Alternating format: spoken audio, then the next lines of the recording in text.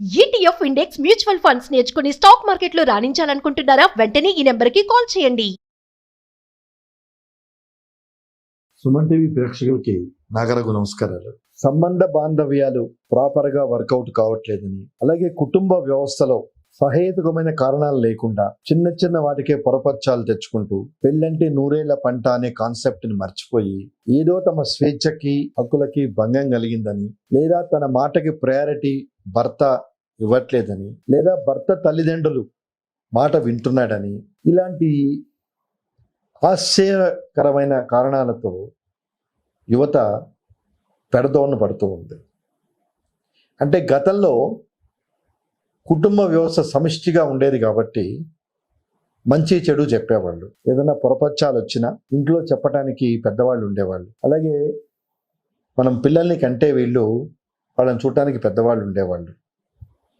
అంటే ఒక social security అనేది ఉండేది జాయింట్ ఫ్యామిలీలో. ఇప్పుడు అందరూ నగరాలకి వలస వచ్చి, ముఖ్యంగా ఈ సాఫ్ట్వేర్ ప్రభావం వల్ల, లేదా డిఫరెంట్ కార్పొరేట్ ఉద్యోగాల మోజులో సిటీస్కి రావటం, ఇండిపెండెంట్గా వీళ్ళు జీవించాలనుకోవటం, అలాగే వీళ్ళ వర్కింగ్ అవర్స్ మ్యాచ్ కాకపోవటం, రెండోది high level competency in the employment ఉండటం, ఇలాంటి వ్యక్తిగత కారణాలతో వాళ్ళకున్న చిన్నటి పాటి కుటుంబ సమస్యల్ని చాలా పెద్దవాటిగా ఊహిస్తూ ఈ ఫ్రస్ట్రేషన్లో భార్యాభర్తలం అనే విషయాన్ని కూడా మర్చిపోయి, అలాగే కుటుంబానికి ఇవ్వాల్సిన గౌరవ మర్యాదలు కూడా ఇవ్వకుండా తమకేదో అన్యాయం జరిగిపోయిందని, ఒక మెకానికల్ లైఫ్ లీడ్ చేస్తున్నామని, కాబట్టి కేసులు పెట్టటమో లేదా విడిపోవటమే సొల్యూషన్ అని చెప్పి అనుకొని ఈ యువత రకరకాల పెడద్రోవులు పడతా ఉంది. అంటే మిగతా కేసుల సంఖ్య ఎంత ఉన్నదో ఈరోజు 498A డొమెస్టిక్ వైలెన్స్,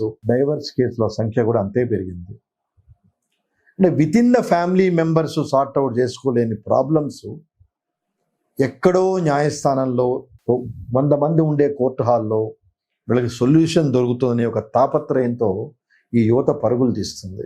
భర్త తరఫు వాళ్ళు అదనపు కట్నం కోసం వేధిస్తున్నారు. పోలీసులు ఏం చేస్తారండి? పోలీసులు ఏం చెప్తారు?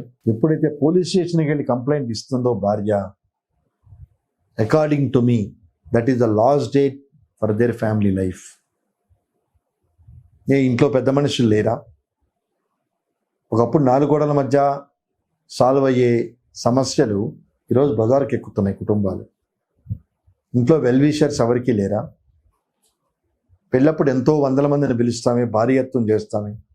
అలాగే ఈ భార్యాభర్తలకి సమస్య వచ్చినప్పుడు పెద్దరికంగా మాట్లాడటానికి ఈ అబ్బాయికి కానీ అమ్మాయికి కానీ పెద్దవాళ్ళు ఎవరు దొరకట్లేదా? అంటే పోలీస్ స్టేషన్కి వెళ్ళి కంప్లైంట్ ఇస్తేనో, లేకపోతే న్యాయస్థానంకి వెళ్ళి కంప్లైంట్ ఇస్తేనో వీడికి న్యాయం దొరుకుతుందా? ఇలాంటి ఊహలు ఎందుకు వస్తున్నాయో. ఇంట్లో తల్లిదండ్రులు కూడా మనం పెద్దవాళ్ళతో మాట్లాడదాం, జాయింట్ మీటింగ్ పెడదాం అనే యొక్క విషయాన్ని పరిగణలో తీసుకోకుండా ఈ కంప్లైంట్లు ఇమ్మని, కోర్టులో కేసులు ఫైల్ చేయమని ఈ తల్లిదండ్రులు కూడా ఎందుకు ఎంకరేజ్ చేస్తున్నారో ఇది అర్థం కాని ప్రశ్న.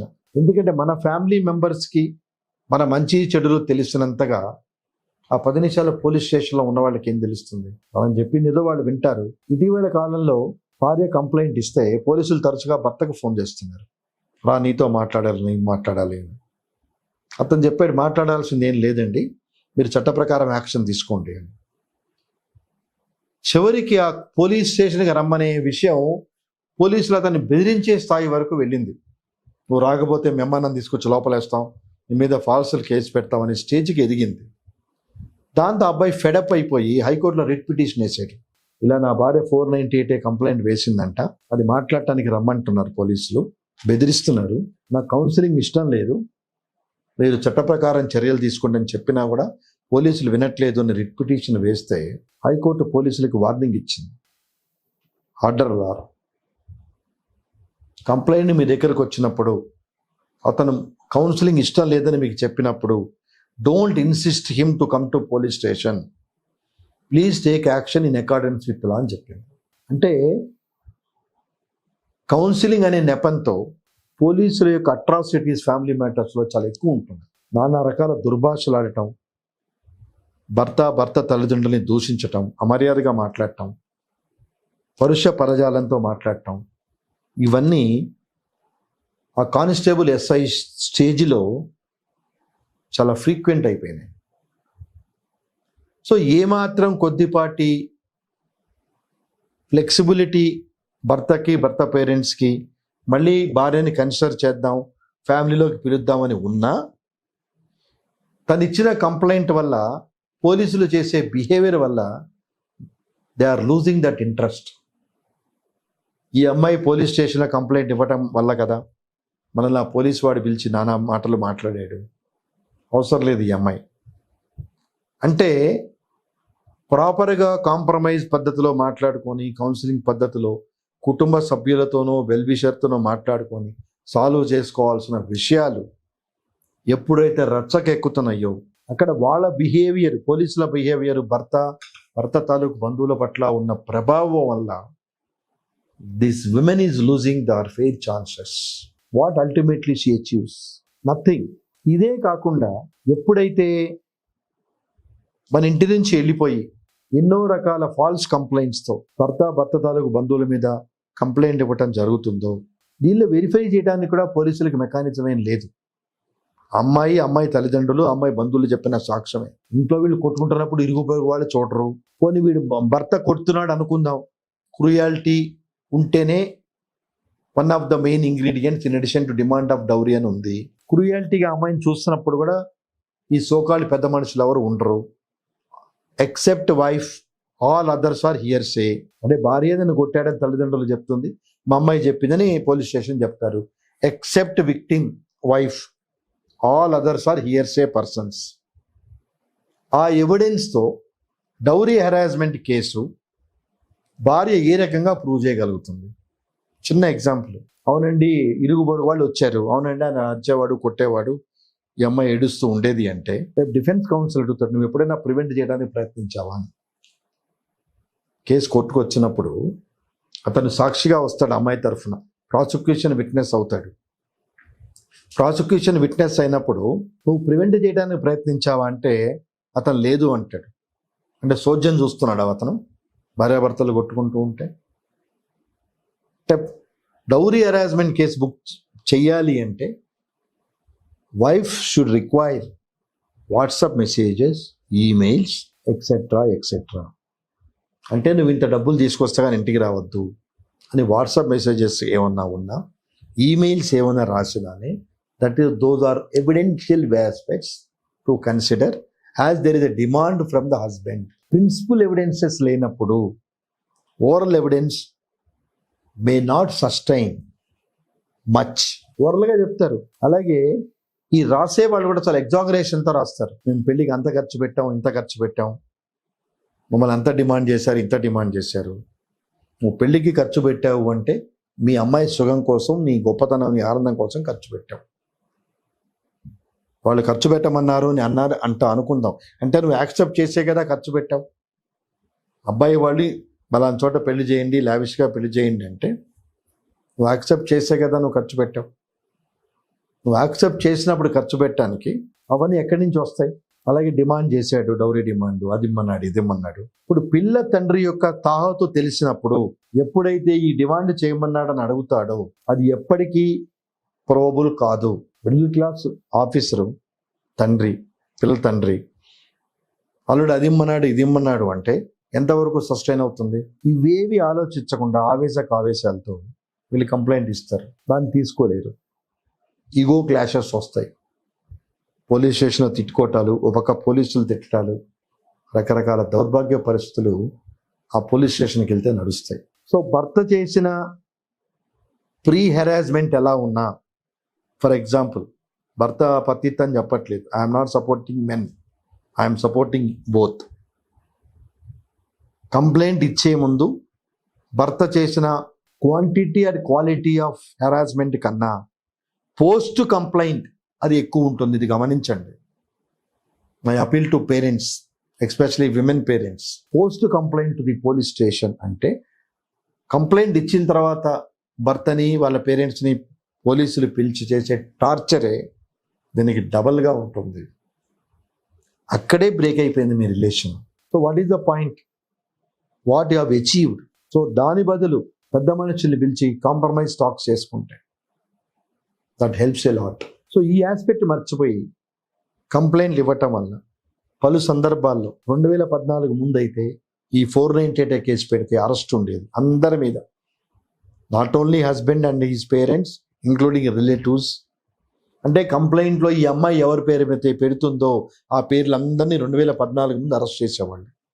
2014 తర్వాత అరెస్టు లేకుండా స్టేషన్ బెయిల్ ఇస్తున్నారు.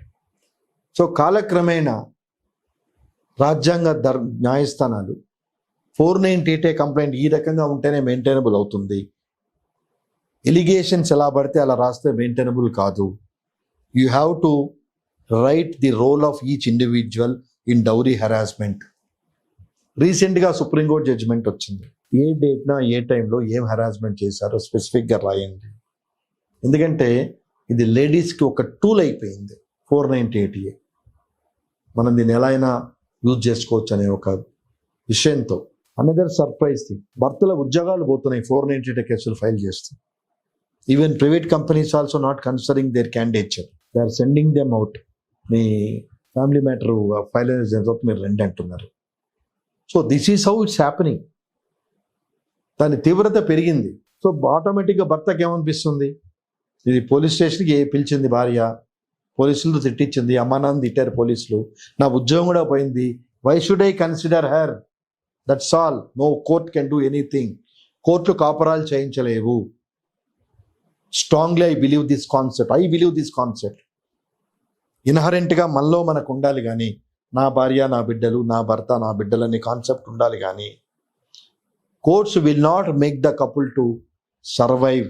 ఈ బేసిక్ కాన్సెప్ట్ని మర్చిపోయి కేసులు పెట్టుకోవటం, ఇయర్స్ టుగెదర్ కోర్టు చుట్టూ తిరగటం, అబ్బాయి ఉద్యోగం కోల్పోవటం.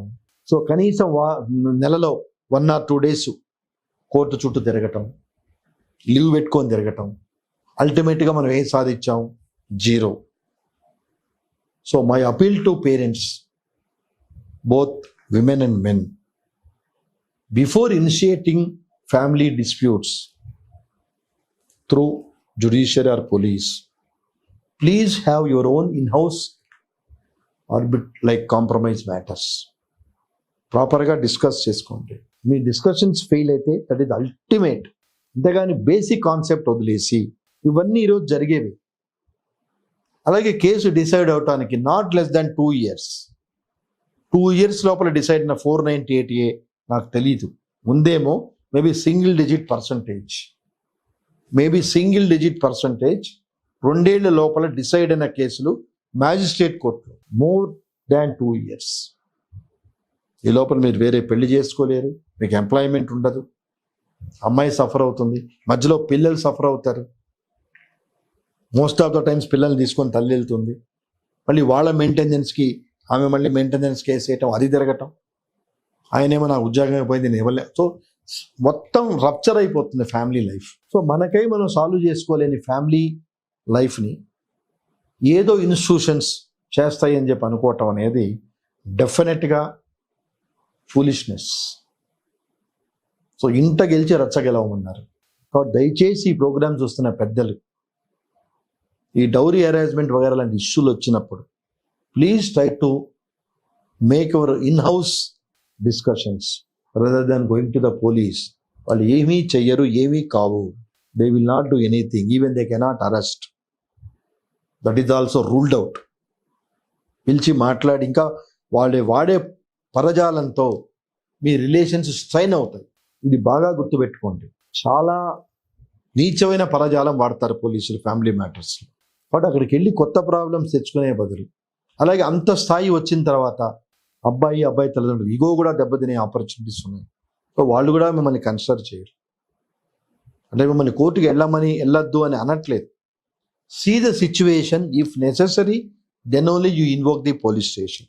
ఇంతగాని పోలీస్ స్టేషన్ ఏదో యాక్ట్ ఉంది, చట్టం ఉంది, పోలీస్ స్టేషన్ ఉన్నారు అని చెప్పి each and every demand is not a dowry demand. Each and every harassment would not consider as cruelty and dowry harassment as per law. కాబట్టి ప్రాపర్ సొల్యూషన్ ఆలోచించుకొని consult ever well wishers, talk to him. మనం భర్తతో 2-3 ఏళ్ళు ఎంతో గడిపుంటాం, పిల్లల్ని కనుంటాం. అంత intimacy మన మధ్య ఉన్నప్పుడు why third person is required Other institutions are required to solve our problems. 498A will not solve the problem. 498 is not the solution for family survival. 490 is a punishment if the husband or his parents harass the wife for getting additional dowry. బాగా concept గుర్తుపెట్టుకోండి. Therefore, you have not achieved anything. So, my humble submission, in the event of requiring to file any case under 498A, please discuss and think several times. As a last resort only, when you have no option except to file a case under 498A against your husband and in-laws, then only you prefer. And in normal circumstances, please don't touch that area and don't get into disturb your family in the guise of the dowry harassment. Oscar.